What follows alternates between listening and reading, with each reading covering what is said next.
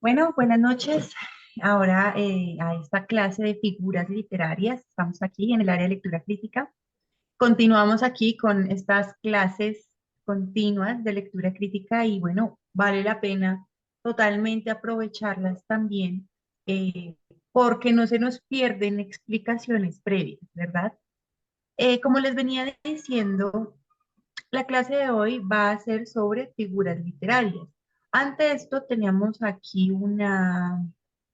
unos textos para responder. No sé si lo hicieron.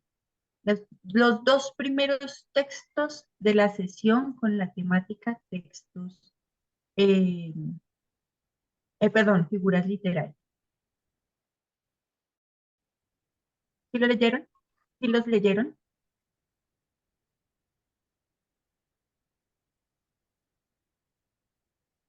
Para las 8 preguntas iniciales.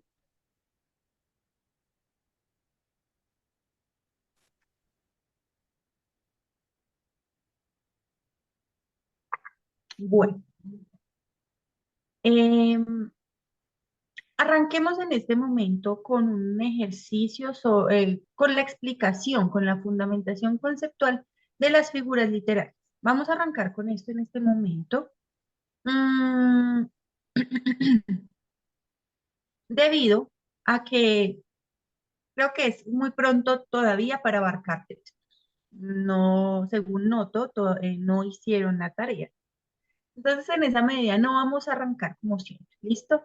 Vamos a despejar un poco, vamos a hacer unos pequeños ejercicios, vamos a hablar un poquitico sobre estas figuras retóricas y pues bueno, vamos a divertirnos un tanto antes de irnos a esta parte ya de práctica, en donde chocamos con los razonamientos que hacemos y el entendimiento que generamos de las preguntas y los textos. Así las cosas, entonces vamos a arrancar con qué es esto de las figuras literarias. Bueno, el día de hoy, como tal, vamos a trabajar sobre textos de carácter literario, en donde se encuentran los textos narrativos, estos textos que cuentan historias, junto con estos textos que también albergan versos, versos bellos, que en efecto le dan potencia al lenguaje, embellecen el lenguaje. Aquí es donde se encuentra este asunto de las figuras literarias o figuras retóricas. Entonces, de acuerdo a lo que dice aquí el texto, ¿cierto? Aquí también estamos en ese proceso de lectura y en esta primera oración dice que las figuras retóricas o literarias son formas no convencionales de emplear las palabras y dotarlas de vivacidad, expresividad o belleza para persuadir, sugerir o emocionar. Pues precisamente dentro de estos textos de carácter literario y las figuras literarias, estos versos embellecidos, también tienen el objetivo no solo de embellecer el lenguaje, sino, como dice aquí, de persuadir, de convencer, de emocionar. Por eso dice que estas figuras retóricas no solo se utilizan, a más adelante lo dice, no solo se utilizan en el ámbito literario, de textos literarios, sino que también lo vemos en nuestra cotidianidad. Entonces, estas figuras también, pues bueno, nos las podemos encontrar.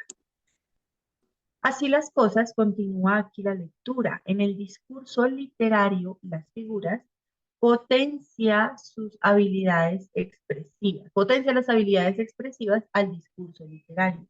Y estas, como dije ya, no son exclusivas de la literatura y también incluyen un lenguaje coloquial o de el común. Bueno, vamos con este ejercicio. Entonces aquí yo no me voy a poner a explicar un montón de figuras literarias. Vamos a explicar algunas y a partir de lo que se dice sobre ello, ponemos unas tareitas y pues ustedes las van a responder.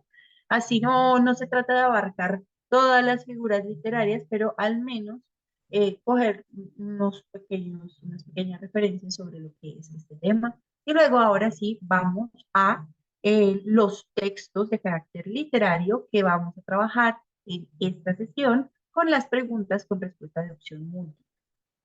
Va aquí, entonces, en la primera parte, dice epíteto, epíteto. Es que aquí ya se están utilizando conceptos que hemos trabajado a lo largo de las clases. Dice, epíteto es el adjetivo calificativo que resalta las características o cualidades de un sustantivo. Ejemplo, el frío en la nieve, el calor en el fuego, la humedad en el agua, entre otros. De acuerdo a lo que dice aquí con respecto al epíteto, bueno, ¿qué es esto de un adjetivo calificativo? Nosotros ya hablamos de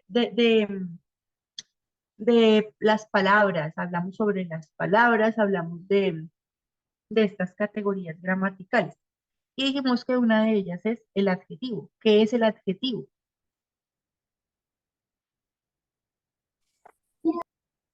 ¿Cómo funciona esa palabra?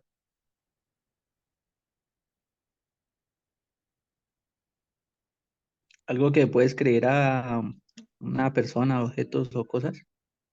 Muy bien, son palabras que describen, como dice acá, entonces califica, ¿cierto? ¿A qué? Al sustantivo. Dentro de esa explicación, y aquí retomando lo que dice el compañero, notábamos que el adjetivo se relaciona con el sustantivo siendo el sujeto principal de la oración. Entonces, el sujeto que genera una acción y sobre el cual se están versando, se está añadiendo información. Entonces, el adjetivo suele ser el que califica o ofrece las características del sustantivo. Muy bien. Así las cosas aquí ya, pues en el ejemplo los podemos ver. Este, bueno, entonces, en la oración, en la frase, el frío en la nieve, ¿cuál es el sustantivo? Fíjense porque estamos mirando la definición de epíteto. Entonces, el epíteto como figura retórica lo que hace es resaltar las cualidades del sustantivo con un adjetivo, con una palabra que describe la cualidad del sustantivo, del sujeto. En la expresión el frío en la nieve, ¿cuál es el sustantivo?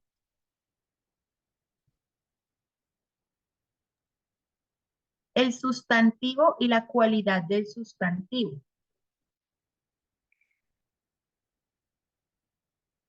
¿El sustantivo es el frío o el sustantivo es la nieve? La nieve. El Bien, frío. la nieve, la nieve. ¿Por qué? Porque fíjense que el frío es una cualidad de la nieve. Entonces, dice que el epíteto lo que hace es, el epíteto como tal es el adjetivo que resalta, el que califica, ¿no? El que resalta las características del sustantivo. Entonces, ¿cuál es la característica de la nieve? Pues ser fría, mientras que no es característica del frío la nieve. ¿Sí me hago entender? Como quien dice, una característica de la nieve es ser blanca, pero no una característica de lo blanco es la nieve. ¿Sí me están entendiendo un poquitico este juego de palabras? Sí, profe. Bueno, entonces aquí vemos que lo que hace el epíteto como figura literaria es resaltar la cualidad del sustantivo. El calor en el fuego, el calor es la cualidad principal del fuego, la humedad en el agua, entre otros. Entonces, esta es la figura. Ahora, póngale cuidado. De los siguientes fragmentos, ¿cuál es un epíteto? Por favor, lo leen y me dicen. Espero la respuesta en el chat, por favor.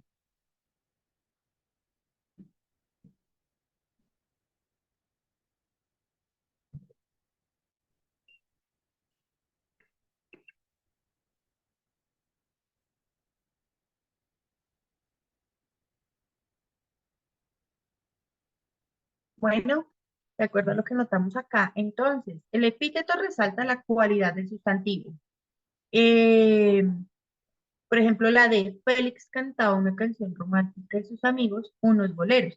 Aquí está usando una coma elíptica. ¿Se acuerdan cuando hablamos de las comas?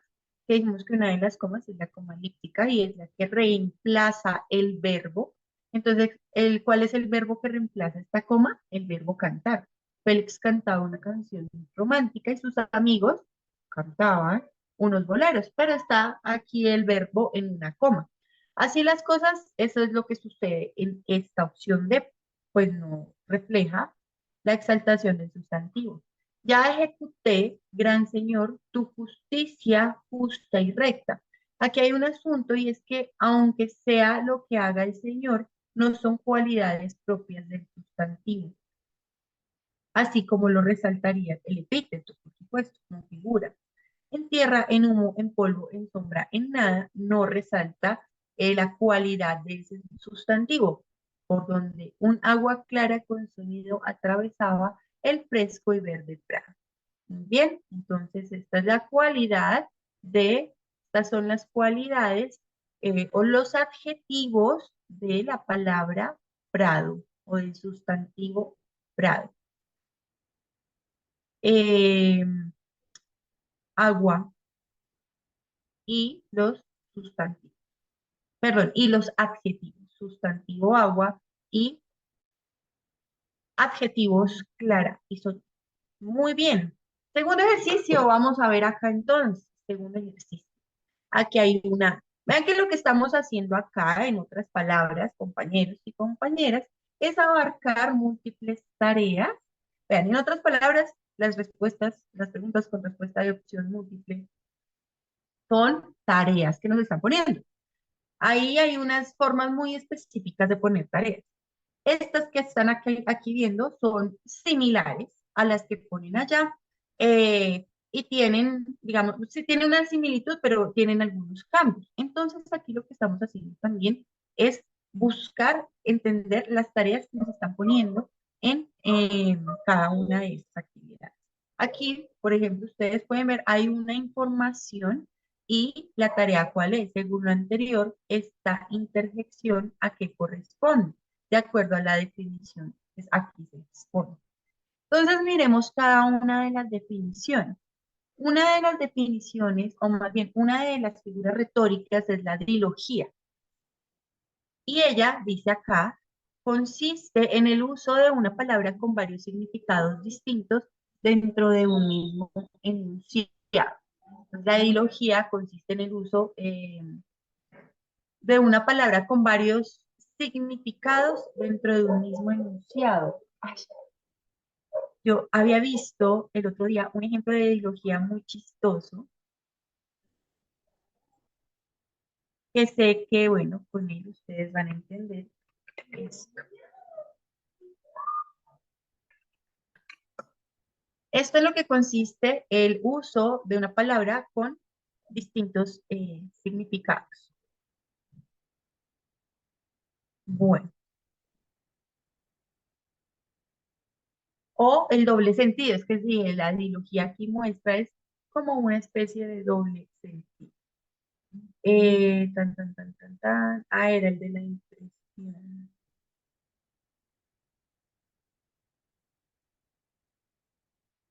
Bueno, bueno, mientras encuentro el ejemplo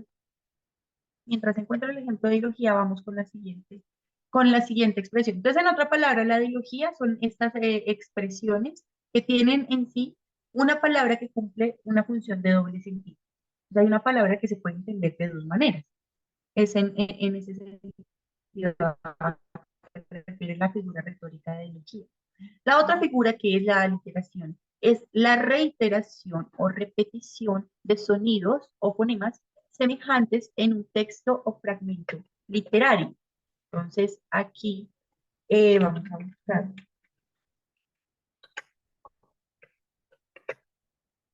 Entonces, se repite un sonido. Por ejemplo,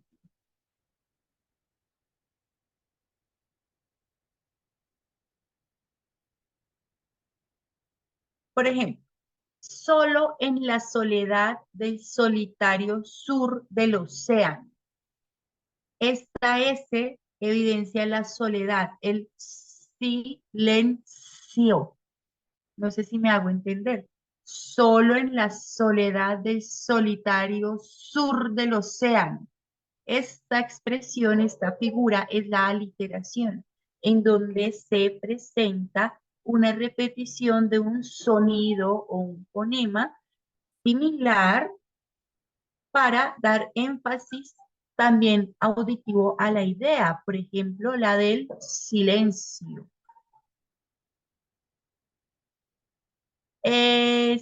William, la de, digamos que se repite varias veces la palabra no se repite, sino que tienes el doble sentido implícito en la oración, en la dilogía.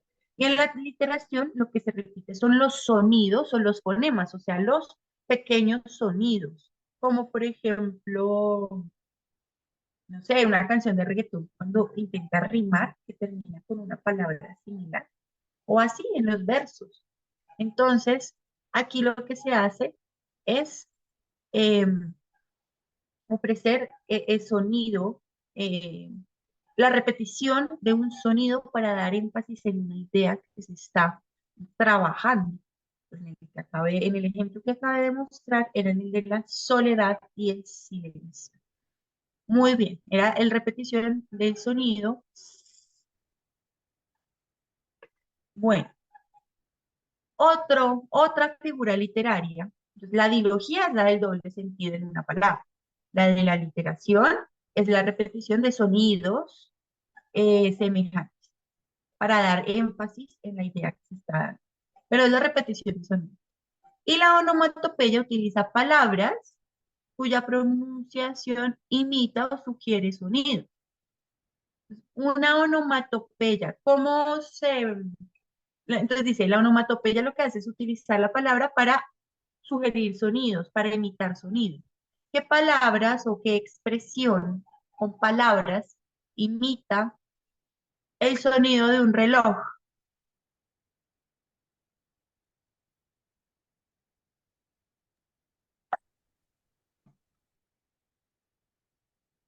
¿Cuál? ¿Cuáles palabras imitan el sonido de un reloj? Como un tic-tac. Tic-tac. Eso es una onomatopeya. El tic-tac es una onomatopeya porque imita o sugiere la imitación de sonido. Según esto que acaba de explicarse de las tres figuras retóricas, la interjección o expresión bang bang corresponde a una, ¿a qué corresponde? Dilogía, literación u onomatopeya. Onomatopeya. Muy bien, es la onomatopeya. ¿Y cuál es el sonido que imita el bang bang? Un golpe. Un golpe. ¿Un golpe? Bang, bang. No. Ese en las caricaturas no refiere a un Como una golpe. bomba. Sí, como a una explosión. Usualmente es como un disparo, bang, bang, a los disparos.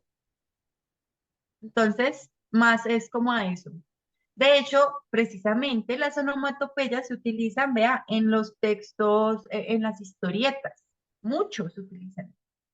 Bueno, vamos a hacer aquí un pequeño ejercicio de relación. ¿Listo? Esto ya habíamos hecho en algún momento, unos ejercicios de relación entre la definición y un ejemplo. Creo que lo habíamos hecho con lo de las categorías gramaticales. Así las cosas vamos a relacionar entonces.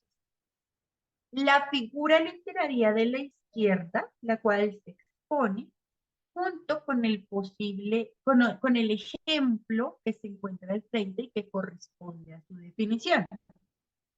Entonces vamos a mirar la definición de cada una y miramos entre las opciones a cuál correspondería cada definición. ¿Listo? Vamos. Polisíndeto. El polisíndeto. Esta figura se basa en la repetición de conjunciones para reforzar la expresividad de una noción. Muy bien. El polisíndeto. Repite conjunciones. ¿Qué es una conjunción? Esa es otra de las figuras de las que habíamos hablado. ¿Será que sí se acuerdan de ella?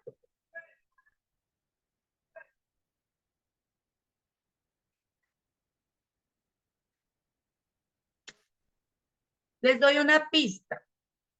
Dentro de las figuras retóricas que nosotros trabajamos, la conjunción es un conector lógico.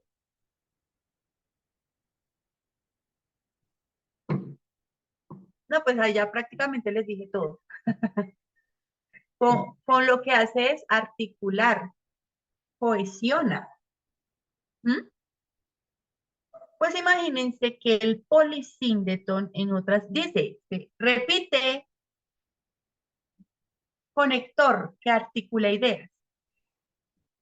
El de la conjunción es el que se refiere a la I. La I lo que hace es unir ideas, unir ideas. Entonces, el polisíndeton como figura tendrá en su oración muchas IES. Yes, Paola y Laura, ¿sí? Paola, Laura y Camila.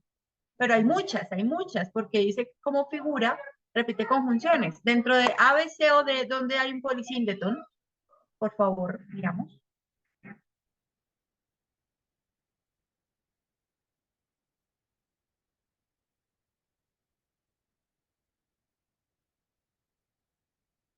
Recuerden que las figuras literarias buscan dar énfasis a las ideas o darle belleza, darle expresividad. Una forma de ellas entonces es el uso de las IES, en donde se encuentra dentro de los ejemplos. Esto ya encuentro aquí una respuesta. Listo, Aníbal. A ver, cuéntenme ustedes. Los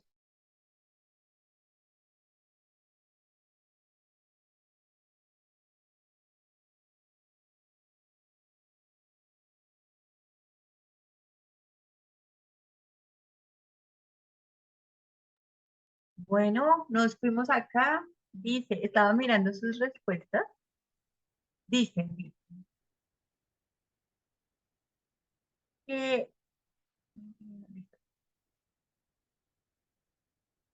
que la figura que se encuentra, que refleja el polisíndeton es o la C, o la B, o la D. O sea, estamos dispersos acá. Y el polisíndeton se caracteriza porque hay repetición de conjunciones o yes o ies, ¿sí? Y Laura, y José, y María, y uno, y dos, y tres, y cuatro, y cinco. ¿En dónde se encuentra esa repetición de i? Pues, fíjense, en la A no se encuentra, no hay tantas i, a diferencia de la C. También habían dicho que la D, pero esta solamente tiene una, a diferencia de la C. Fíjense que hay varias. Entonces dice, hay un palacio y un río y un lago y un puente viejo y puentes con musgo y hierba alta y silencio, un silencio. Normalmente esta repetición no, digamos que raya, incomoda un poco al lector. Por ejemplo, nosotros como lectores de una noticia.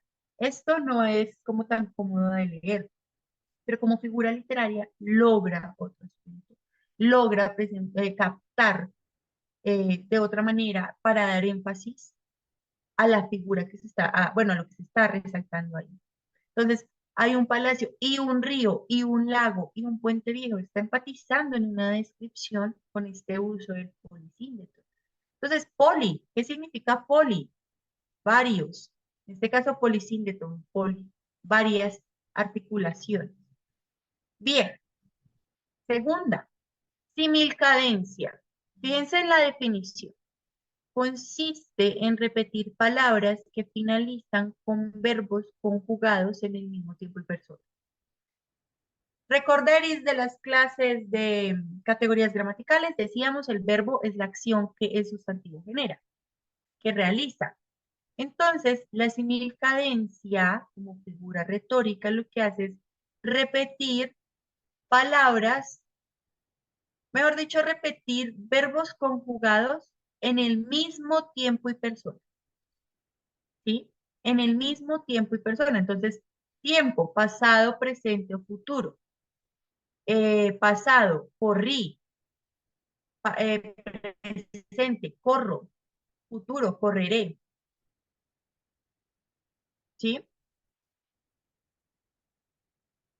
Aquí vemos entonces el verbo conjugado en distintos tiempos, es un ejemplo, pero en la semicadencia dice que está conjugado con el mismo tiempo, en donde se encuentra entonces. Mismo tiempo y persona. Listo, Aníbal, listo, Walter. Neide también. Uy, qué chévere, fueron hartos. Entonces, a ver, listo. Listo. En efecto, es la opción B. Vemos aquí que se repiten los verbos, finalizan con verbos conjugados, distintos verbos, en el mismo tiempo y persona. Nacemos, vivimos, morimos. De carne nacemos, de carne vivimos, en la carne morimos. Muy bien. Esto se llama semicadencia. Paronomasia. Entonces dice la definición. Consiste en emplear palabras con consiste en emplear dos palabras con sonidos similares, pero de distinto significado. Dos palabras con sonidos similares de distinto significado. ¿En dónde está? La D. La D. Entre casado y cansado solo hay una letra de diferencia. Ay, tan chistosito. Entonces, esto es una paronomasia y un polípote. Vamos con este. Eso, bueno, ya vemos que es el que queda, ¿no? Pero miremoslo, miremos la definición. Es un caso de derivación donde la familia de palabras repetidas pertenece al mismo verbo en distintas formas de conjugación. Entonces aquí lo que vamos a ver es el mismo verbo conjugado de distintas maneras. ¿Cuál es el verbo que se conjuga? Enojados. Pensar, Eh, No, porque tiene que estar repetido. pensase, pensaría. Ah, porque enojaros, aborreceros, quereros, esos son otros. Pero el verbo pensar es el que está conjugado en distintas formas. Muy bien. Pensar, pensase, pensaría, pensar, pensando, pensar. ¿Listo? Pienso. Bien. ¿Listo? Claro. Aquí esto también nos sirve un poco como para hacer un repaso sobre las categorías gramaticales y cómo es que las entendemos cuando una idea se está expresando. Y así no perdemos entonces el horizonte de hacia dónde va la información o alrededor de qué con respecto a la idea desarrollada del sustantivo, los adjetivos, las informaciones adicionales, cómo se conjugan. Entonces, nada, esto también nos sirve de repaso. Ah, vean, aquí estaban las opciones. Entonces dijimos que dos, no, uno, C, ¿cierto? Dos, B, ay, cuatro, C, bueno. Ahí están las respuestas. Igual ya vimos cuáles.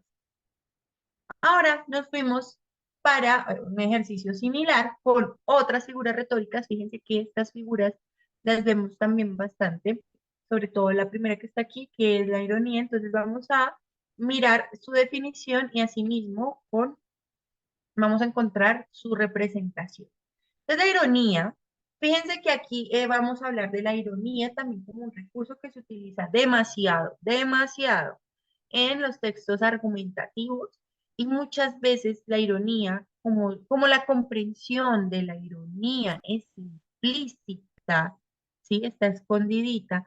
A veces nos confundimos cuando leemos los textos argumentativos. No entendemos la ironía y se pierde el reconocimiento de la figura que precisamente aporta a la intención comunicativa del autor, en este caso de plantear su reflexión, y pues nos responderíamos bien a una pregunta de estas, que, mejor dicho, en pocas palabras, si hay un texto que contiene una ironía, de alguna manera ustedes se lo van a preguntar, si es un texto de este carácter argumentativo. porque es una figura literaria o una estrategia comunicativa. Aquí resaltamos entonces que las figuras literarias se relacionan con la estrategia comunicativa. Es parte de la estrategia en los textos que no son solo literarios. Entonces, como estrategia comunicativa, cuando no se reconoce, la ironía pues también afecta el sentido del texto. Y cuando no respondemos al reconocimiento de eso, pues estamos respondiendo eh, pues mal y no vamos a demostrar que tenemos la habilidad de reconocer las estrategias. ¿Sí? Entonces ahí es cuando nos va mal en el examen. Bueno, aquí vemos una figura que también encontramos en distintos tipos de textos que transitan distintos. La ironía se da a entender una cosa expresando lo opuesto a lo que en realidad se quiere decir o se piensa. Dice una cosa para dar a entender otra. ¿En dónde hay una ironía en esto que se acaba de decir? ¿En la 1, en la 2, en la 3 o en la 4?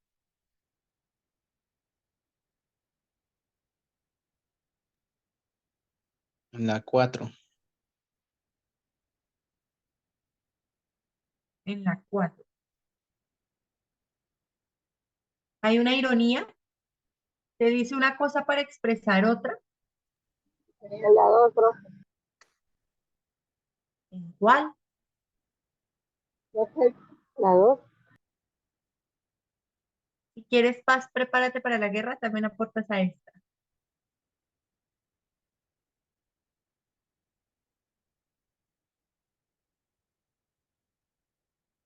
Mm, ¿cómo explicar este asunto de la ironía? No, pues ahí Bueno, se va más por la 1. exacto, porque fíjense que la ironía, es que como figura literaria lo que hace la ironía es, eh, es decir algo, pero en otras... Ay, Ahora sí. qué bien, funcionó. Sí, Listo. está grabando. Ya está grabando. Bien, uy, qué chévere. Casi que no. Bueno, sí, qué bien. Listo, permítanme aquí comparto. Ya puede compartirse. Listo. Entonces, lo que les estaba expresando es que la ironía es ese tipo de expresiones que hacemos usualmente en nuestra vida cotidiana, diciendo algo pero queriendo dar a entender lo contrario. Hay señales siempre que lo dicen. En los textos también hay pistas, en efecto, señales, pistas que nos permiten inferir, extraer o concluir cuando hay una ironía. Por ejemplo, me acaban de robar, ¿sí? Entonces llego a mi casa y yo, uy, tengo una suerte. Esa expresión es irónica porque no da a entender el sentido de que tiene suerte, sino todo lo contrario, no tengo suerte. ¿Me entendieron ahí? Y ahí es cuando decíamos que la ironía, como da a entender otra cosa, está en la uno. Qué feliz me hace tener que guardar lo que mis hijos dejan tirado. Que lo diga una mamá, y qué feliz me hace recoger el reguero de mis hijos. ¿Sí? Entonces aquí muestra que es una expresión irónica. O aquí también se relaciona mucho con una figura que en los textos de carácter, en los textos argumentativos se ve demasiado, y es el sarcasmo. En otras palabras, pues la ironía y el sarcasmo está muy ligada, pues lo mismo dice algo para dar a entender lo contrario, pero eso contrario resulta ser ofensivo, resulta o busca insultar, ¿sí? Entonces, por ejemplo, oiga, usted sí es que es bien inteligente. El tono, la forma en que lo estoy diciendo, quiere darle a entender al otro que no es inteligente y lo estoy diciendo en un tono ofensivo. Entonces, eso es sarcasmo. Bueno, eufemismo. Vean, estas figuras que están viendo acá son las que se ven principalmente en los textos argumentativos. ¿Listo? No solo literarios. Imagínense, el eufemismo es una palabra o expresión que es menos ofensiva y que sustituye a una que se quiere reemplazar, pues que resulta ser de mal gusto. Y esta expresión que se reemplaza es porque puede ofender o puede sugerir algo que no es muy placentero, que resulta incómodo para el oyente. Entonces, en otras palabras, el eufemismo es la palabra que disfraza mm, una expresión que no es tan aceptada socialmente. Entonces, ¿qué expresión reemplaza otra expresión y la hace ver más agradable al ojo, a la lectura?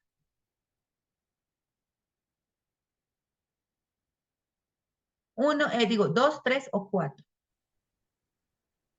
Estoy en duda ahí, entre la 3 o la 4.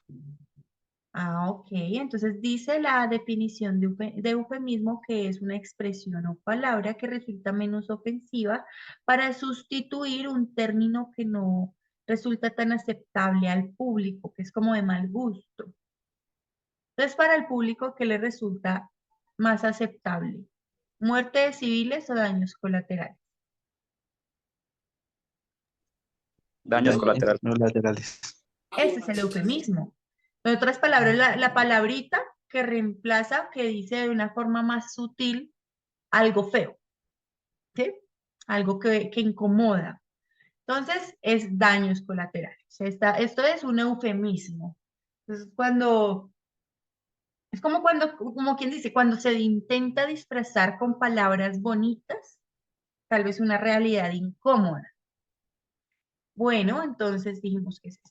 Una metáfora. Entonces la metáfora también la encontramos tanto en textos narrativos, literarios, en los textos que cuentan historias, en los textos con figuras literarias, bueno, de carácter literario, con versos, o también en textos argumentativos. La metáfora es una figura que consiste en identificar el término real con otro imaginario existiendo entre ambos una relación de semejanza.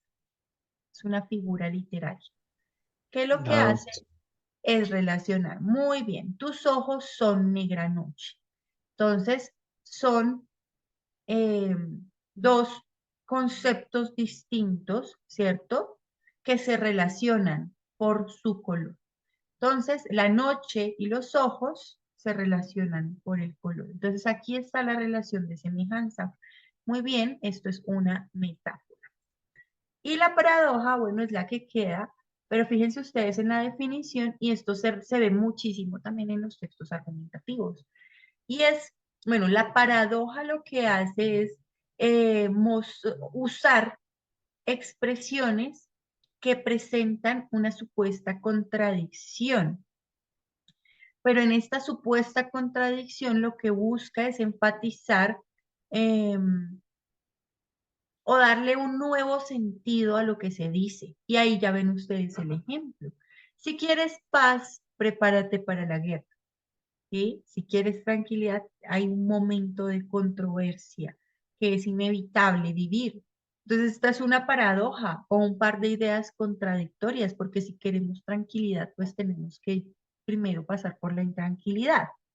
¿Sí? Dos ideas contradictorias para enfatizar y dar una nueva idea incluso. Entonces, si quieres paz, prepárate para la guerra, es una paradoja por la contradicción en los términos que se utilizan y que resulta no una contradicción, sino una nueva reflexión. Bueno, aquí. Ay, vean, esta está fácil. La prosopografía es una figura retórica que describe las características externas de una persona o animal. Esta es una figura, ¿cierto? ¿Qué es lo que hace? Describir los adjetivos, resaltar los adjetivos de sustantivo. Entonces, resaltar, describir las características de una persona o animal, las características externas. Hay otra figura que resalta las internas.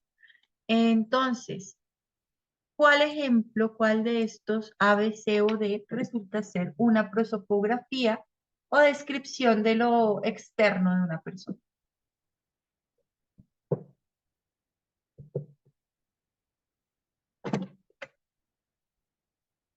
Listo, ya tengo aquí entonces una respuesta. Entonces, ¿dónde hay una descripción de las características externas? Dicen que la A, su nombre es Dulcinea, su hermosura es sobrehumana, sus cabellos son oros. Esto es una descripción, muy bien. Su frente, campos elíseos, esto lo hace aquí con metáforas. Sus cejas, arcos del cielo, una metáfora también. Sus ojos, soles, otra metáfora, ¿cierto? Relaciona los ojos con los soles. Bueno. Sus mejillas, rosas. Bien, esta es una prosopografía. Mirando las otras, no se observa.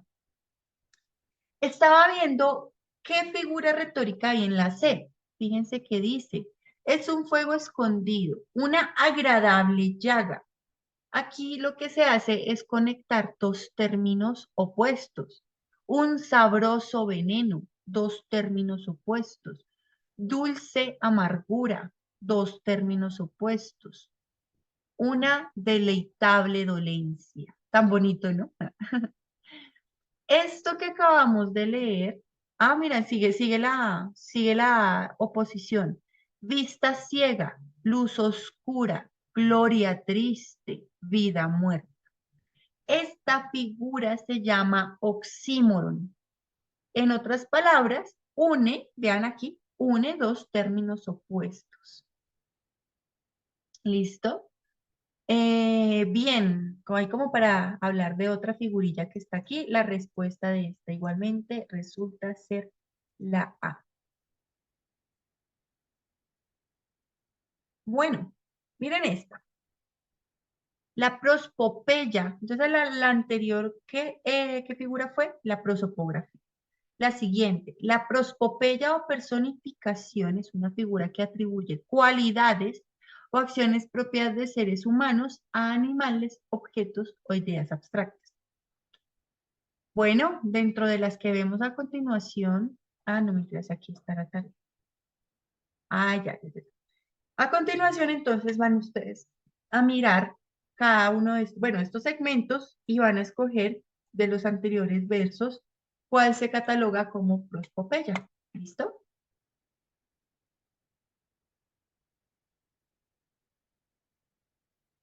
Es la personificación, prospopeya o personificación, lo que hace es otorgar cualidades humanas a objetos o animales.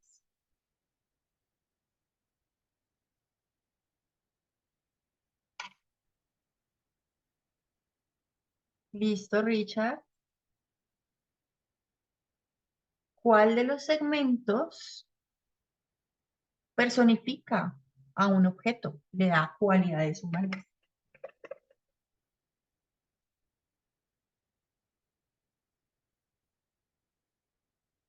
Ujú.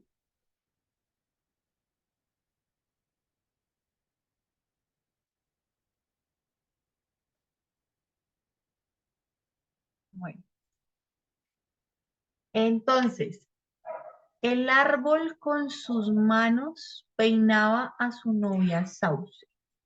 Esta tiene personificación o prospopeya. Empieza el llanto de la guitarra. El llanto, ¿quiénes lloran? Bueno, le da una cualidad a un objeto, una cualidad que no es propia de ese objeto, un acto a un objeto. Entonces esto es personificación. Tienes un corazón tan grande que no te cabe en el pecho. Esto no es personificación o prospopeya. Miren esta, salíme al campo y vi que el sol bebía los arroyos del hielo desatados. El sol bebía, está dando un acto al sol o una cualidad al sol, a un objeto, una cualidad que no le corresponde a ese objeto. Entonces, ¿cuál es la respuesta? A. La A dice que es la 1 y la 3. Y ya vemos que la 3 no tiene personificación. B. 1, 2 y 4. Ahí están. C, 1, 3 y 4 no puede ser. Ya vimos que no es esta tercera, sino estas que están acá. La primera, la segunda y la cuarta. La respuesta es la opción B. ¿Quién fue el que me dijo B? No, ninguno me dijo B. Listo. Hasta aquí vamos claro con lo que es una figura retórica.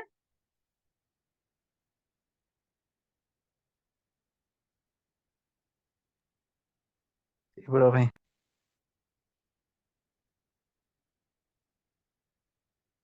Y bueno, aquí ya por último, en este pequeño ejercicio de figuras literarias, eh, miremos la información. Esta es como una pregunta tipo.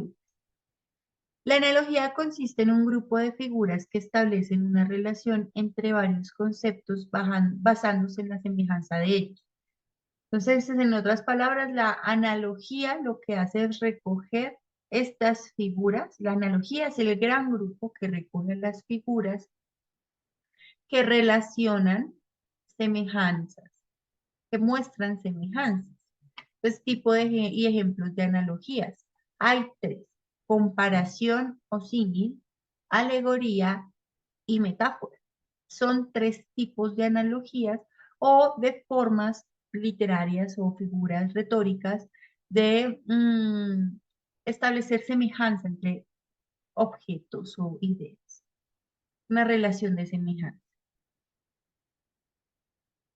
La que se muestra acá es comparación o símil. Sus manos son suaves como el terciopelo. Para establecer la comparación entre estos dos, establece la palabra como.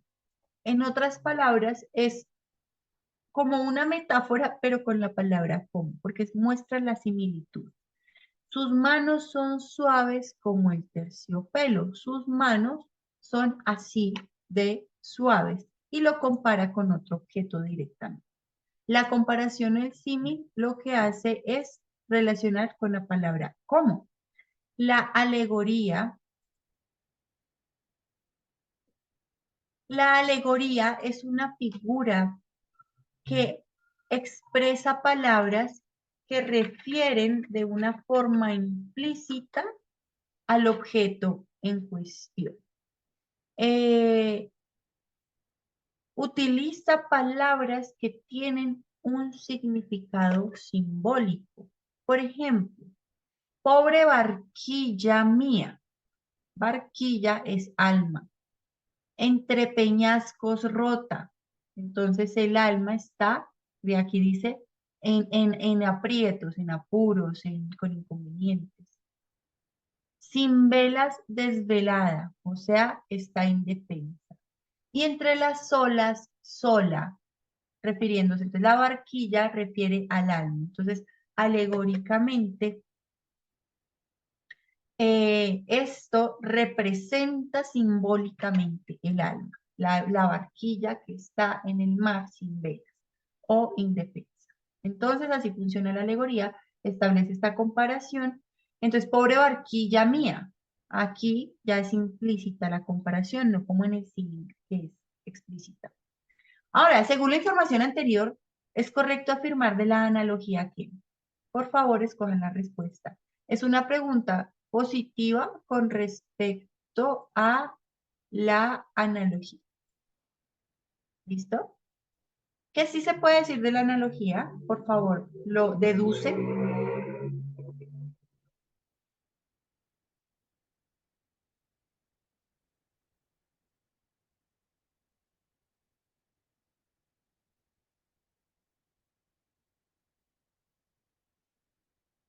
Bueno, y aquí completamos la afirmación. ¿Será que de acuerdo con lo anterior, se puede decir de la analogía que reagrupa audazmente palabras para modificar el significado de una palabra o frase? no reagrupa palabras. Eso ya vimos, no es el objetivo, sino más bien establecer comparación y mostrar semejanzas. ¿O será que se puede decir de la analogía que enfatiza en la repetición de sonidos similares a los que evocan las palabras posteriores? Bueno, ya vimos que esto no es una analogía, no utiliza innecesariamente palabras que no añaden nada nuevo a la comprensión del mensaje, lo que hace, Profe, se le está entrecortando. ay, ay, ay. Bueno, voy a hablar un poco más despacio para que no, no se, no se vaya la idea. Entonces vemos de la analogía que acoge en su concepto subgrupos, y la alegoría, metáfora, de figuras retóricas que establecen relaciones de semejanza. Esto que acabamos de decir completa la idea aquí previamente expuesta. Bueno, listo, ya aquí terminamos entonces esta parte de figuras literarias, simplemente eran unos pequeños ejemplos y sobre todo pues el énfasis en las figuras que también vemos en otros textos. Ahora sí vámonos con los textos de carácter narrativo y literarios que encontramos en esta sesión. No habíamos trabajado tanto de ellos. Entonces, bueno, vamos a evidenciar acá.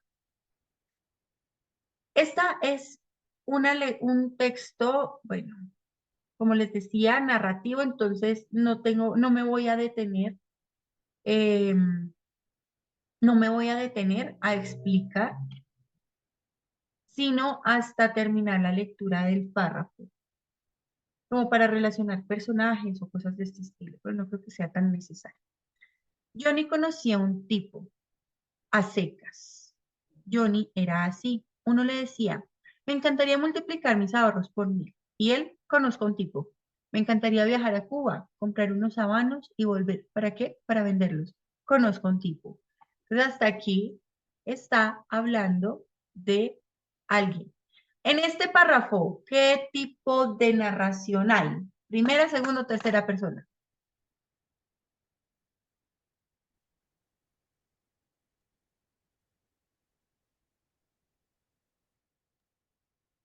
Mira,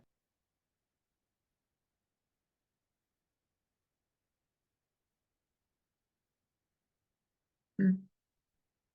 Bueno, ya vamos a terminar de mirar entonces qué tipo de narración hay acá. Continúo. Me encantaría hacerme un tatuaje. ¿Dónde? En la nuca. Conozco a un tipo. Fíjense que aquí, entre las oraciones, lo que se está haciendo es mostrar el diálogo que quien narra supone de acuerdo a lo que dice Johnny todo el tiempo de que conocía a un tipo. Me encantaría hacerme ese tatuaje. ¿Dónde? En la nuca. Conozco a un tipo, diría Johnny. Dice entonces, aquí continúo con la lectura de Johnny. Me encantaría quedarme acá para siempre. Y ahí Johnny ya no conocía a nadie. Decía, este es un país muy duro, pero él vivía como un magnate. Cambiaba de carro cada 6 meses y seguía pagando el mismo leasing. Cobraba un subsidio de desempleo que nadie le controlaba y era con eso que pagaba los moteles donde tirábamos o las langostas que nos comíamos en Key West o los VIP pases de los bares de salsa o los que le gustaba llevarme en calle 8. Johnny vivía a expensas de su mujer, mitad gringa, mitad ecuatoriana, y compraba hasta los calzoncillos de marca. Alimentaba rigurosamente su pequeño sueño americano como si temiera que, si un día se olvidaba de hacerlo, se desplomara a sus pies como un pájaro famélico. Bueno, entonces, hasta aquí, ¿quién cuenta la historia? ¿Quién narra? ¿Quién está hablando? ¿Johnny? no, Johnny, ¿Johnny es el hablante? no. Fíjense que sobre Johnny se está hablando.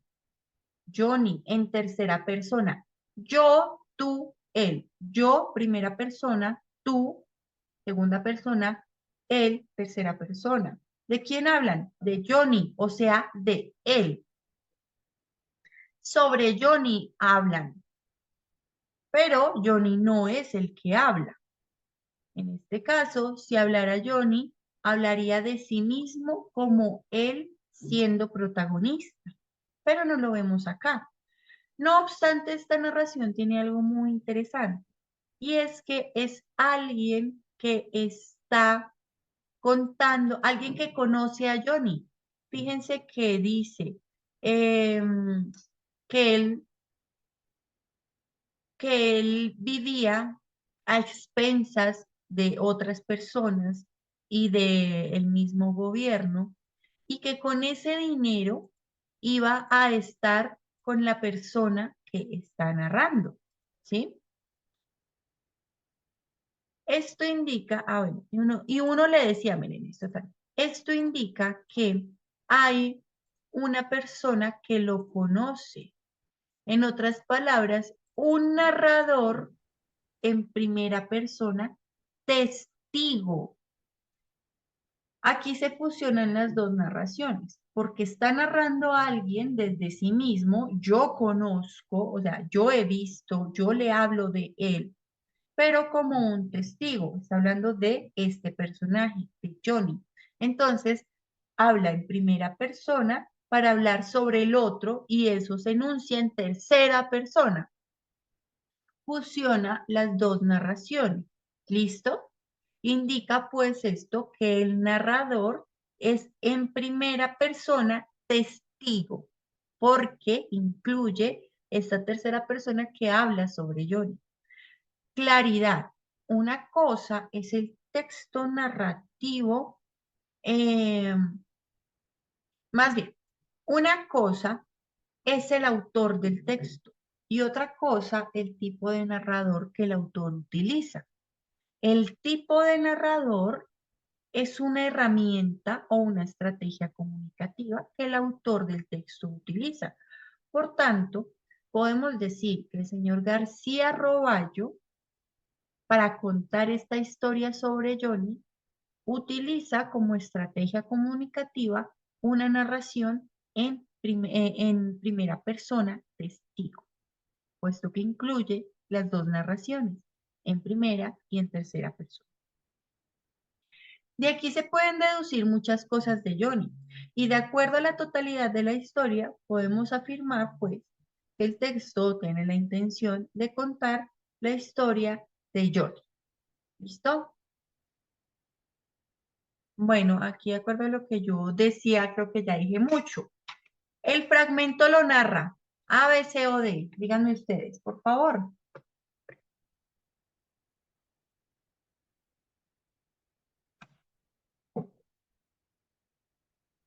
¿Quién narra? ¿Quién lo narra? Fíjense que esta pregunta está indagando. Uno podría decir, esta es una pregunta positiva con respecto al tipo de narrador, o sea, a la estrategia comunicativa que utilizó el autor como tipo de narrador. Muchas gracias, William.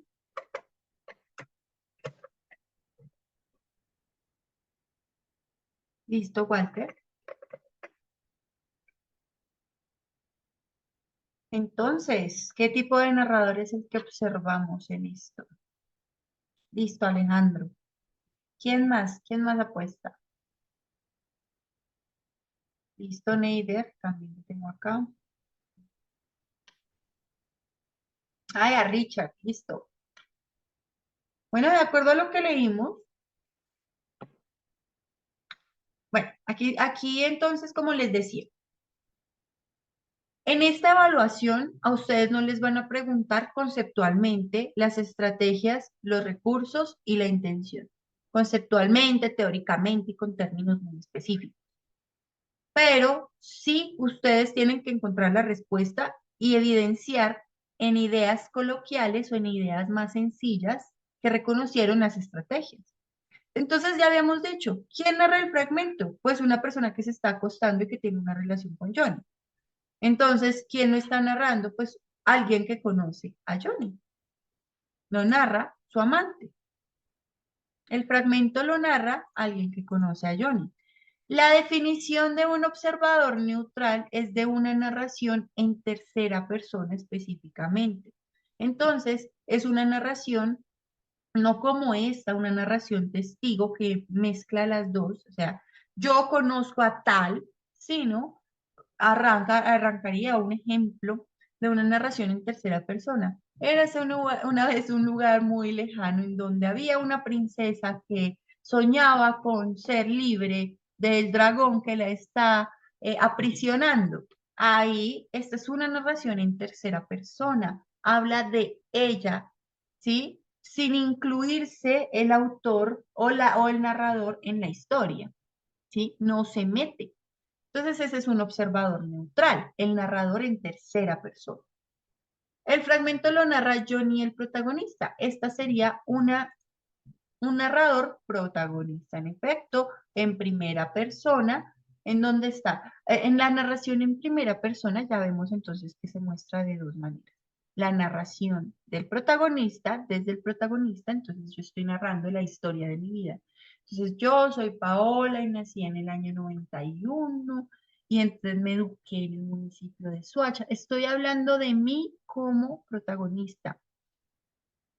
Vemos entonces en la narración en primera persona el narrador protagonista como esta o el narrador testigo, que es la que utiliza el texto, alguien que conoce al protagonista o que habla sobre estos que están protagonizando, como si estuviera ahí, pero no siendo el principal. Y el narrador omnisciente es la otra forma de entender la narración en tercera persona, como este de observador neutral. Y el narrador omnisciente en los textos de carácter narrativo son estos narradores que conocen todo de la historia, nunca se meten. O sea, son, como les decía yo ahorita. Entonces, la princesa sentía que ya no podía más con la soledad que albergaba en la torre. Esto que estoy narrando, de acuerdo a la misma narración de ahorita, muestra que yo como narradora sé incluso lo que piensa y siente la princesa. O sea, que aquí vemos en la narración en tercera persona dos escenarios. El narrador observador, el que solo describe lo que se ve en el exterior, o el narrador omnisciente, o que en otras palabras conoce hasta lo que sucede por dentro de la personalidad de los personajes. Valga la redundancia. Así las cosas, por eso es el omnisciente, ¿no? Que actúa como un dios, que lo sabe todo. Esa es la diferencia entre estos dos tipos de narradores. Y la pregunta es una pregunta positiva con respecto a una estrategia comunicativa. ¿Usted, señor lector, reconoció la estrategia del autor con el narrador? ¿Qué tipo de narrador utilizó? Dígalo usted, señor lector. Aquí estamos respondiendo a ello.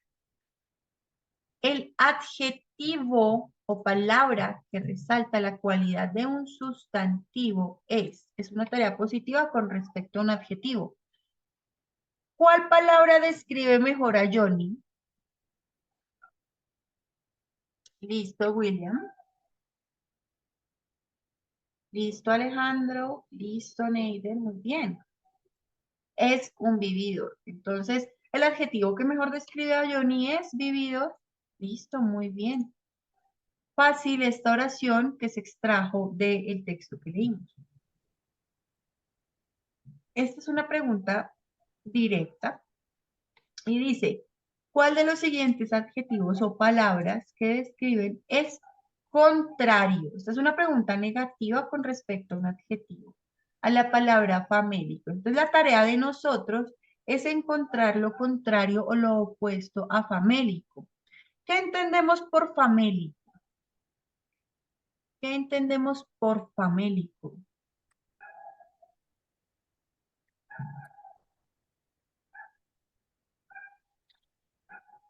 Devuélvalo un poquito, pero Sí, quiero ver aquí qué es lo que dice, en donde dice famélico. abajo donde dice se desplomará a sus pies como un pajarito famélico. Ujú. Ay, vea, aquí está chévere. Johnny vivía a expensas de su mujer y compraba hasta los calzoncillos de marca. alimentaba su sueño como si temiera que ese sueño se desplomara a sus pies. Con una metáfora lo dice. O sea, un pajarito que está a punto de caer, como enfermo. Si ven que el contexto de la palabra ayuda a entender la palabra como tal, aunque no sepamos que es famélico, dentro del entorno, dentro de lo que dice, es que Johnny se concentraba en alimentar ese sueño de vivir ostentosamente, como si temiera que ese sueño se desplomara a sus pies. Y utiliza entonces la metáfora, no metáfora, ¿esto qué es? Un símil como figura retórica. Entonces, teme Johnny que su sueño, si no alimenta esa vida ostentosa, teme Johnny que su sueño se desplome a sus pies. Por eso decimos que famélico, dice como un pájaro famélico. Entonces, famélico es un adjetivo que refiere a estar enfermo o débil. ¿Listo? Bueno, entonces, uy, a ver, estas palabras están complejas. Em,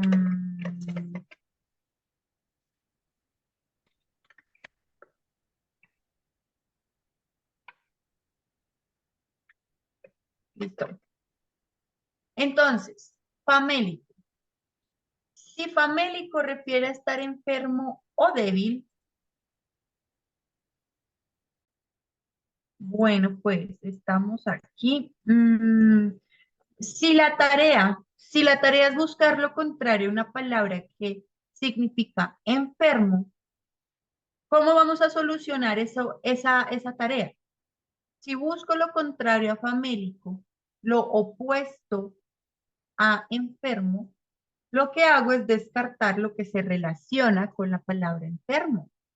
Es lo mismo, si la tarea es negativa, en este caso es la tarea negativa o en otras palabras buscar lo opuesto a un concepto. Entonces, si la tarea es negativa, descartas lo positivo. Descartemos lo que se relaciona con estar enfermo. ¿Qué opción descartamos? La D. Esquelético. Listo. Famélico es similar en significado a esquelético. La descartamos porque busco lo contrario. Bueno, dentro de las tres opciones está como difícil si no sabemos qué es magro o qué es enjuto, aunque no sé si alguno de ustedes sepa qué es magro o enjuto. Igual supongo buscarlo. ¿Ustedes han escuchado eso de la carne magra? Que no tiene grasa, dice. Ajá, que no tiene grasa. Entonces es delgado, flaco, esquelético, enfermo, débil, digámoslo así. Se relaciona en el significado más con famélico, pero como buscamos lo contrario, se descarta. Y enjuto es sinónimo también de magro. En otras palabras, con poca grasa, delgado, Está famélico. delgado. La respuesta o de encontrar lo contrario a famélico es relleno. ¿Listo? Entonces aquí lo que hicimos fue buscar el antónimo de la palabra o el opuesto a la palabra. Bueno, esta es chévere, a mí me gusta esta de aquí. El otro día vimos una caricatura, ¿sí fue esta? No, No, cierto. fue una de Mafalda. Sí, es que me acuerdo que fue de Kino, pero no, pero era de Mafalda, listo. Entonces, hablaba yo en algún momento, tuve la oportunidad de hablar de Kino, como un autor bastante irreverente en su contexto y que fue bastante conocido precisamente porque sus gráficas muestran una fuerte crítica al entorno social en el que habita y a las nuevas dinámicas en las que se iban presentando en el nuevo contexto contexto que él estaba viviendo. Entonces, esta es una de esas gráficas. Aquí, en efecto, vemos que aquí no hay, tiene una pequeña crítica. Hay una característica entonces muy importante con los textos discontinuos, principalmente con las caricaturas o con las historietas, particularmente las de Kino, que habíamos dicho que les íbamos a prestar atención, puesto que preguntan bastante sobre estas, ¿cierto? Entonces, son bastante, son de por sí críticas o reflexivas. Es una de las cualidades de esta tipología de texto. Bueno, y entonces aquí vemos unos escenarios. Fíjense que hay un numerito que está marcando. 1, 2, 3. Entonces, cada uno de estos son escenarios. 11, 12. Hay 12 escenarios en toda esta historia. Vamos a mirar uno a uno e intentar describirlos. Bueno, ¿qué vemos? Describan lo que vemos en el primer escenario. Son como viñetas también, ¿no, profe? O viñeta. Muy bien. ¿Qué vemos en el primer escenario?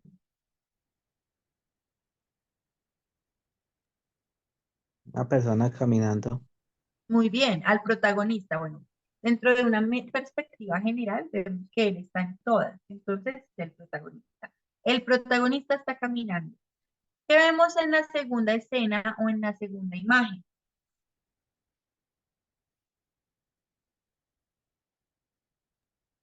Que le cayó como agua, mugre al protagonista. Mugre, ajá. Entonces, en medio de su caminata, alguien se fue a sacudir la cobija y le cayó a él el mugre encima. ¿Qué vemos en el tercer escenario? Está observando como unas flores. Pasa al lado de unas flores, aquí hay una abejita, listo. O sea, en medio de su caminata, ahora se encuentra ahí. En medio de su caminata, ahora, ¿qué sucede en el cuarto escenario? O cuarta viñeta. Veo un maniquí de ropa de trajes de baño, no, de lencería. De lencería. ¿Y cómo se llama la tienda? Zaira. Zaira. Zaira. Listo. Entonces ahí, en la tienda Zaira, hay un maniquí muy bonito luciendo un vestido de baño para mujer. En medio de su caminata, ¿qué observa en el quinto escenario? Un perro en la calle. Perrito. Un perrito callejero al lado del basurero. En el sexto, ¿qué observa? Una persona tirando como basura. Enojada. Tirando, Sí, como enojado. está enojado, está tirando basura. No, miramos mejor. Pareciera. Esto que No, está aquí. esto parece como un perro, no sé. No, mira, esto es una cruceta, esto es una llanta. Ah, El carro se le dañó.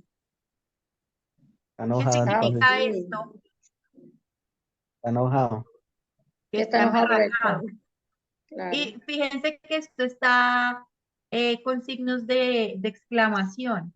O sea, que está expresando ahí Está enojado porque se pinchó.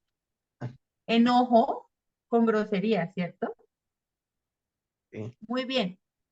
Séptimo escenario, el protagonista. Ahora, ¿en qué lo vemos? Quítale un momento el zoom, profe. Ya, Ahí, ¿ya lo ven? sí. Está como en la oficina. Está en su estudio, en una oficina, listo, y está en un computador. 8. Fíjense ustedes. 8. Ahora aquí aparecen las palabras. Paseaba tranquilo por la ciudad cuando de pronto, como si una mano anónima sacudiera el tapiz de la memoria, su cabeza se llenó de pequeñas brisnas de recuerdos que caían sobre él. Evocó entonces. ¿En qué suceso de su caminata se basó para escribir esta idea?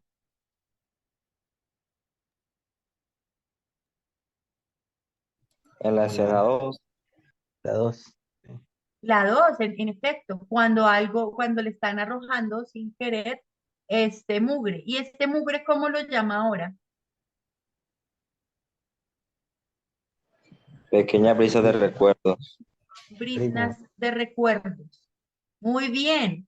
Entonces vean que está ahora narrando, ¿cierto? Paseaba tranquilo por la ciudad. ¿Esto qué me permite inferir? ¿Cuál es la labor de la persona, del protagonista? De acuerdo a lo que vemos aquí con su biblioteca, en su estudio. Y empieza a escribir esto. ¿Qué podemos deducir que Que hace? está, que está narrando los hechos que sucedieron en el transcurso de que salió a su casa, al estudio, al trabajo. Contó su historia. Y está contando una historia, es un O sea escritor. que es continuo.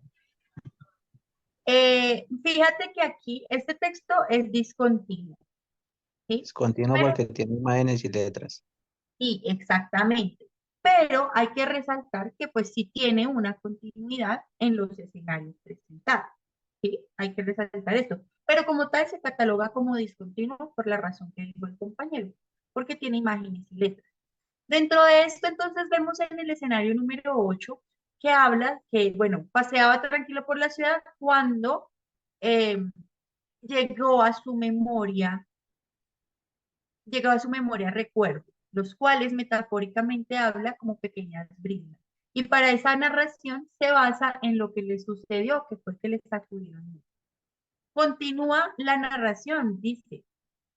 Fíjense que aquí ya podemos ver el tipo de narrador que utiliza el escritor de esta historia, de la que se está contando, o sea, este protagonista. Dice, su cabeza se llenó de pequeñas brisnas de recuerdos que caían sobre él. Evocó entonces. ¿Qué tipo de narrador es esta? Es este. Primera, segunda, tercera persona. Primera. Tercera. Sí, porque si fuera primera dijera mi cabeza, pero Ah, dice, muy bien, Richard. Mi cabeza. No, no, no fue mi cabeza, fue su cabeza que caían sobre él. Evocó entonces. ¿Qué evocó? Fíjense lo que dice aquí en el noveno escenario. Evocó entonces este del que te estoy hablando. Está en tercera persona. El dulce floral aroma de las delicadas prendas íntimas que acariciaban el suave cuerpo de Zaira, aquella muchacha a la que nunca dejó de amar. ¿A quién que se inspiró para llegar a esto?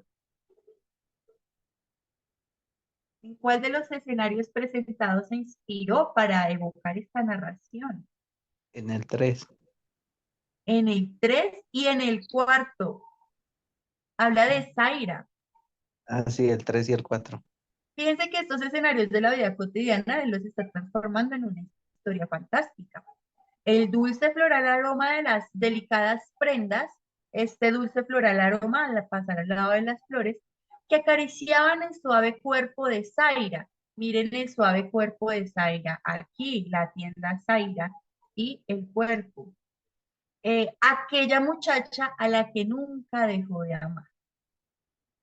Listo. Vamos con la siguiente narración, la de la 10, y pues intentamos ver, bueno, de hecho no ni intentamos, aquí nos está mostrando cuáles son los escenarios en los que se basa para su narración. Dice, ¿dónde estará ella hoy?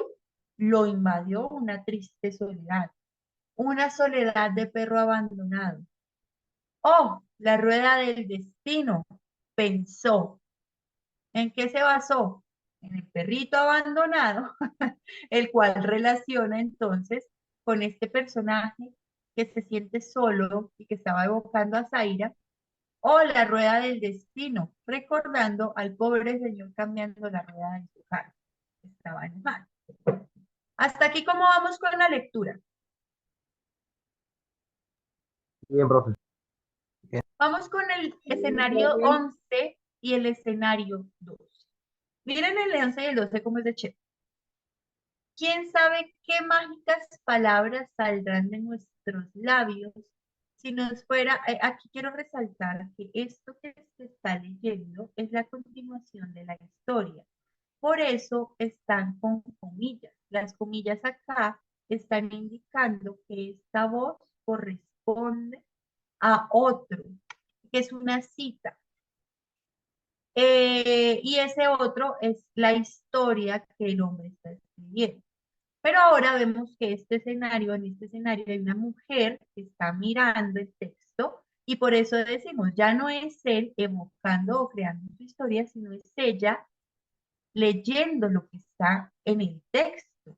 Por eso están las comillas que indican que es la voz del narrador que se encuentra en el libro, dichas por la señora que está aquí leyendo. Fíjense que el escenario 11 ya se sale de el escritor creando su historia y ahora es el escritor siendo entrevistado. Y entonces está ella leyendo la continuación de la historia. ¿Quién sabe qué mágicas palabras saldrán de nuestros labios si nos fuera dado el poder cambiar la rueda del destino? Y ante el entusiasmo de esta entrevistadora, fíjense en lo que piensa, estos signitos, el escritor. Fíjense en el escenario 12, ahora la expresión que hace.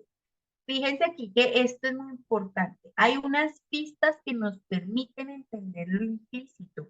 Las miradas, las expresiones son las que nos permiten en estos textos discontinuos entender el sentido global.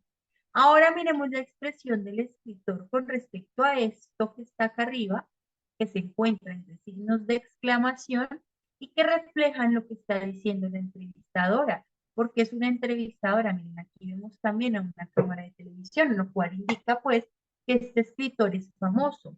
¿Y qué dice la entrevistadora? Maravilloso su último libro, maestro. Solo alguien que sabe bucear en un mundo interior tan rico y tan propio como el suyo, distinto de nuestra vulgar vida cotidiana, puede transmitirnos cosas tan bellas. ¿Por qué el personaje mira así con respecto a lo que dice la señora? Porque sacó eso de la vida cotidiana.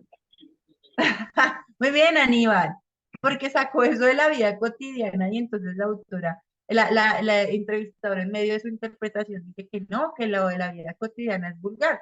Y lo que sirvió fue de inspiración al escritor para crear su historia o su libro, el que ella está alabando. Permítanme un segundito. Permítanme un segundito que me llegó la grabación de lo que acabamos de hacer y después se nos pierde. La voy a guardar.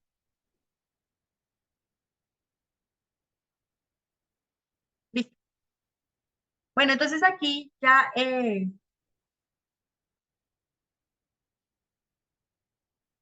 listo. Aquí ya entendimos el texto, ¿no? Podemos decir entonces que el señor Kino lo que quiere hacer con esta historia tan curiosa es reflexionar que las historias o que la misma vida cotidiana también es inspiración para crear, ¿sí? La vida cotidiana también sirve de inspiración para crear. Y entonces, esto es lo que expresa irónicamente. ¿Por qué irónicamente? Porque muestra el entusiasmo, Kino muestra el entusiasmo de una entrevistadora que supuestamente piensa que no es posible de la vida cotidiana sacar cosas tan maravillosas como las que ella está leyendo. Bueno, pues entonces vemos nada, recursos para poder reflexionar que el arte también se inspira en la vida cotidiana. Ya vimos estrategias gráficas, ironías, creación de una historia. Bueno, aquí son diversas las estrategias. Cuarta pregunta. Los signos que aparecen en las viñetas 6 y 11, a pesar de ser los mismos, poseen un sentido distinto en cada una. Porque la viñeta 6 expresa algo, mientras que la 11 expresa otra. Entonces vamos aquí a solucionar esta tarea. Las claves. Hay unos mismos signos que se ubican en la sexta y la 11, en la viñeta sexta y la viñeta 11, con un sentido distinto, pero son los mismos. Vamos a mirar. Miren, esto es este signo en la viñeta 6 expresa, como ya lo dijimos ahorita, el enojo y que el señor lo está diciendo, ¿no? Ay, estoy emberracado por que se me dañó el carro. Y en la 11, que es cuando están estos mismos signos, pero parten como el pensamiento del autor, Confundido. como, no de pronto confundido, porque estos signos usualmente evidencian que están más bien como medio ofendido, así como en el del carro, pero es interno, porque se encuentra dentro de una nubecita, entonces lo está pensando. Él no está diciendo, es que esto me enoja o esto lo que está, este entusiasmo de esta entrevistadora me fastidia, sino que lo está pensando. Está ¿Sí me están pensativo. entendiendo? Entonces, estos signos usualmente representan una expresión peyorativa o un pensamiento peyorativo o de no muy buen gusto. ¿Listo? A eso refiere peyorativo. Así que, díganme cuál es la respuesta.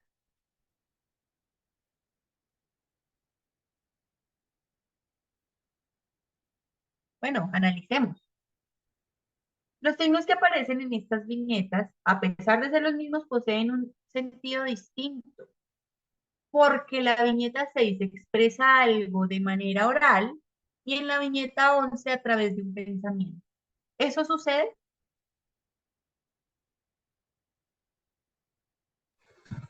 Sí, Mm, sí. ya.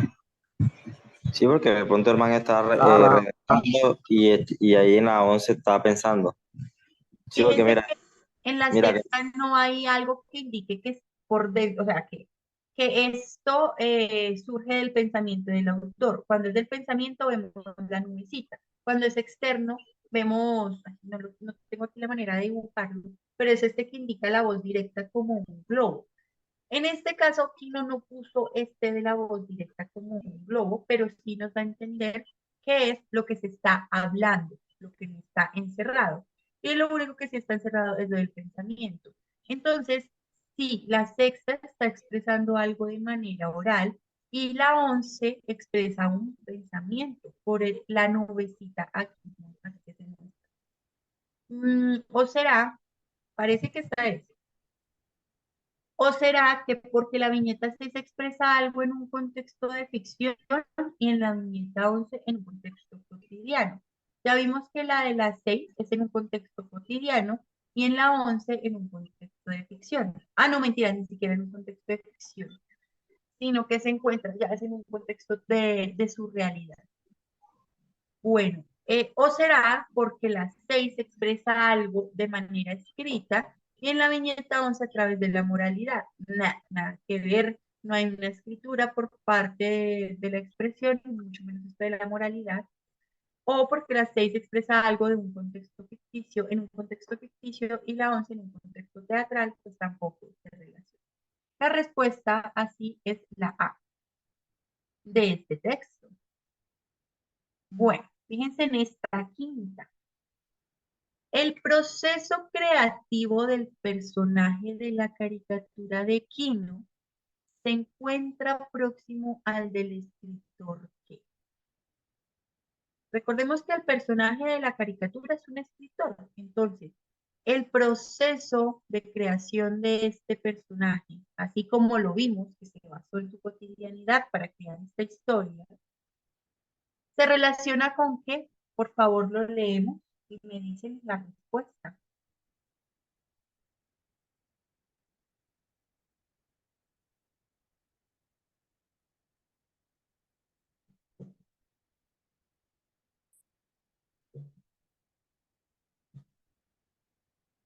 Muy bien. Entonces, El proceso creativo del personaje de la caricatura se encuentra próximo al del escritor, que utiliza sus vivencias como fuente de inspiración. Y completamos la afirmación 3. ¿Qué dice la A? Que se evade de la realidad e idealiza un pasado remoto y lejano. No evade la realidad. O el proceso creativo de este personaje está próximo al del escritor, que refleja las contradicciones sociales de su época. Este no es ese tipo de escritor que refleja contradicciones de la época en que vive, o que experimenta con nuevas formas expresivas a través del lenguaje. Y no vemos uso de figuras retóricas de este personaje escritor. Bueno, sexta. Cuando el personaje de la caricatura escribe su texto en el computador, utiliza un narrador. Vean, otra pregunta sobre el tipo de narrador. Entonces, cuando él está escribiendo, o sea, en estas 3 viñetas, ¿qué tipo de narrador es el que está utilizando? Ya nosotros hicimos la tarea de reconocer el tipo de narrador que el personaje de Kim en la historieta utiliza. Por favor, me lo describe en la respuesta.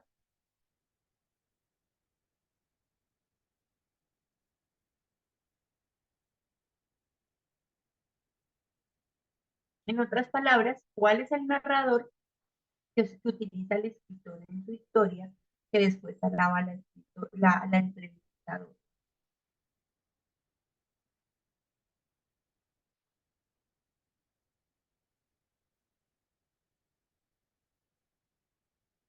¿Listo? Vamos a reconocerlo de nuevo. Decíamos entonces que utiliza un narrador en tercera persona. Con respecto al narrador en tercera persona, o sea, me está hablando de él. El narrador aquí está utilizando una tercera persona, está hablando de él, de este personaje que recuerda a Zaira y todo eso. Ahorita en la explicación de la pregunta anterior, de una de las preguntas anteriores, dije que hay 2 tipos de narradores en tercera persona. El narrador omnisciente, o que sabe lo que sucede incluso en la mente y la interioridad del personaje principal o de los personajes, que sabe todo, o el narrador que describe lo externo. En ese caso, ¿qué narrador utiliza? El omnisciente, que lo sabe todo hasta el interior de los personajes, o el que describe solo lo externo. ¿Cuál de los dos? Describe eso lo externo.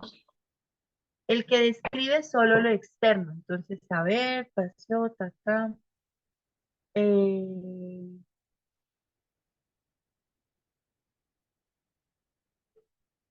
Fíjense que no solo lo externo. Bueno, paseaba tranquilo por la ciudad, eso es externo. Cuando de pronto, como si una mano anónima sacudiera el tapiz de la memoria, su cabeza se llenó de pequeñas brisas de recuerdos. Esto es externo, bueno, digamos, de lo que le pasó en ese momento. ¿Cuáles son los recuerdos? El dulce floral aroma de las delicadas prendas íntimas. Es que este es el asunto, el recuerdo ya es interno. El autor entró en la mente del personaje. Y el recuerdo es entonces el olor de las prendas íntimas que acariciaban, mejor dicho, el olor de la ropa interior de Zaira, de la amada de él. Y entonces se pregunta, ¿dónde estará ella hoy? Esto es interno, de nuevo, del personaje, no lo que sucede en su exterior. Y sobre todo lo que refleja la descripción de lo interno, es esto. Lo invadió una triste soledad, es sentimiento, ¿sí? Emoción descrita, la soledad de un perro abandonado, junto con una metáfora. Bueno, así las cosas.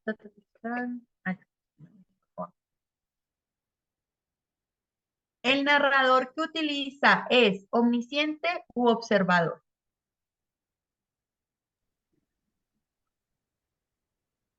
Ya descartamos que sea en primera Omnisciente. persona. Omnisciente, profe. Y miren la razón, porque tiene el poder de saberlo todo y de penetrar en la conciencia de los personajes. Entra en la conciencia del personaje. No es testigo porque no es en primera persona. No es protagonista, no es en primera persona. Y tampoco es observador porque habla sobre el interior y los sentires del personaje. ¿Listo? Claro, entonces con esta, vean, otra manera de reconocer la estrategia de la estrategia comunicativa que el autor el protagonista de la historia utiliza para la creación de su historia, ¿sí? Y que King lo está mostrando. Así las cosas, espero que se aclare, pues, esto de los tipos de narradores, porque de una u otra forma, con distintas ideas expresadas, o sea, son ideas diferentes o palabras diferentes que expresan la misma idea, más bien. Entonces, ¿cuál es el punto de este tipo de tareas? Reconocer el tipo de narrador y que hay muchas formas de enunciar dicho reconocimiento. Cuando a su mercecito lindo le preguntan por el tipo de narrador, acuérdese que esto es una estrategia comunicativa. Bueno, en el texto narrativo se le pregunta. ¿Cómo, profe? Que se le entrecortó. Cuando a su merced le preguntan por el tipo de narrador, recuerden que es la evaluación de una estrategia comunicativa. Bueno, aquí la séptima. De acuerdo con el contexto general de la caricatura de Kino, las primeras 6 viñetas cumplen la función de representar. Bueno, vuelvo al asunto de las preguntas. Estábamos expresando. Para responder a las preguntas se analiza si la pregunta es positiva o negativa y con respecto a qué. El con respecto a qué es importantísimo porque puede reflejar también si su evaluación es semántica o sintáctica. En otras palabras, si su merced tiene que reconocer la función de una parte, de una idea, de una expresión, o el sentido de eso mismo. Así las cosas. Dice aquí, las primeras 6 viñetas, ¿qué función cumplen? Están diciendo cuál es la tarea de esas 6 viñetas, de representar qué. ¿Listo? Aníbal dice que también acá. Entonces, las primeras 6 viñetas. Primer escenario, él caminando. Segundo escenario, lo que le pasa mientras pasea. Tercer escenario, lo que observa. Quinto y sexto, de su paseíto diurno. Así las cosas, bueno, me quedan 5 minutos, entonces voy a correr un poquitico con esto. Así las cosas, las primeras 6 viñetas representan la cotidianidad aventurera y fascinante que vive el escritor, de donde se extrae que es aventurera y fascinante. ¿Hay alguna pista que indique que es aventurera y fascinante? Sí, mírenlo. Solo mira, solo está caminando. Pero es lo normal, es lo que su merced o yo veríamos en la calle paseando por la ciudad. Entonces, no es una cotidianidad aventurera y fascinante, no hay pistas que permitan decir que es aventurera y fascinante. Más bien, lo que hacen estas 6 viñetas es la función de representar los momentos significativos de la cotidianidad del escritor. ¿Listo? O representar los fantasmas, nada de esto, ni influencias literarias. Muy bien, entonces aquí ya vimos por qué no era aventurero y fascinante.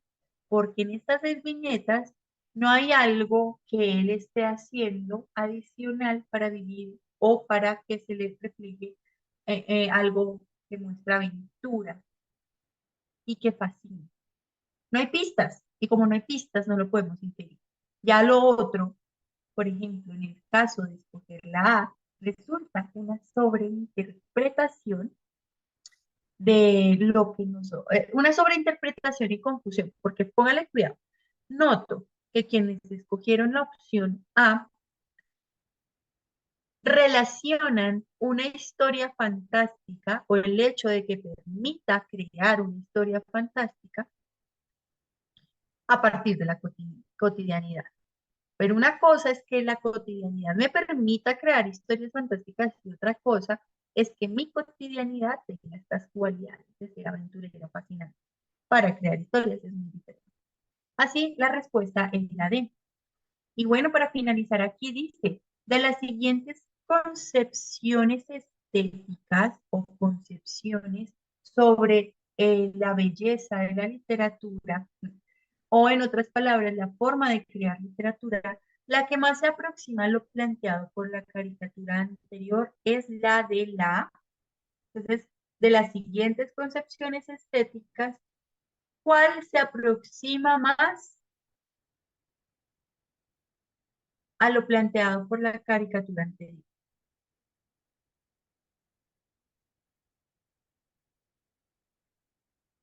La concepción estética que más se aproxima a la de la caricatura es la de la inspiración, pues el escritor es el medio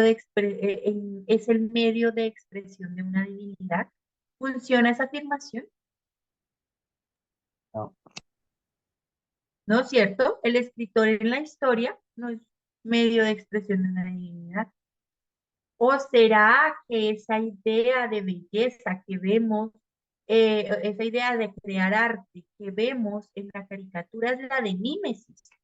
Pues el arte es en esencia imitación creativa de la realidad, se relaciona incluso con lo que hablábamos arriba, se parece más relacionada con esto, por la razón que presenta. ¿O será que la que más se aproxima es la de la catarsis? Pues el arte sirve para purificar las emociones del espectador. Fíjense aquí que el arte nos sirve como purificador de las emociones o de la literalidad, pues el escritor actualiza todos los recursos del lenguaje. Esto no lo hace el escritor acá. Muy bien, aquí la respuesta es la B. La concepción estética que más se relaciona con la de la caricatura es la de la imitación creativa de la realidad. En otras palabras, inspirarse en la realidad, en la cotidianidad, que es lo que hace el autor.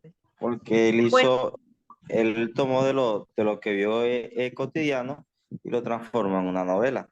Por eso. exactamente, exactamente. Y eso, ¿cómo lo llamamos? O ¿cómo se llama esa concepción estética? Mímesis. ¿Listo? O identificarse con algo. Bueno, hasta el momento, bueno, podemos dar fin a la clase. Espero haya quedado claro. En la próxima, entonces, continuaremos aquí. Les pido tarea. Solucionen los últimos dos textos de esta sesión. ¿Listo? Y ya la siguiente clase terminamos estos textos y abarcamos ya la siguiente tema. Por lo pronto, dejamos hasta acá. Muchísimas gracias. Gracias, profe. Hasta luego. Buenas noches. Buenas noches. Chao, profe, gracias. Gracias, profe. A ustedes que estén muy bien. Chao, profe. Chao.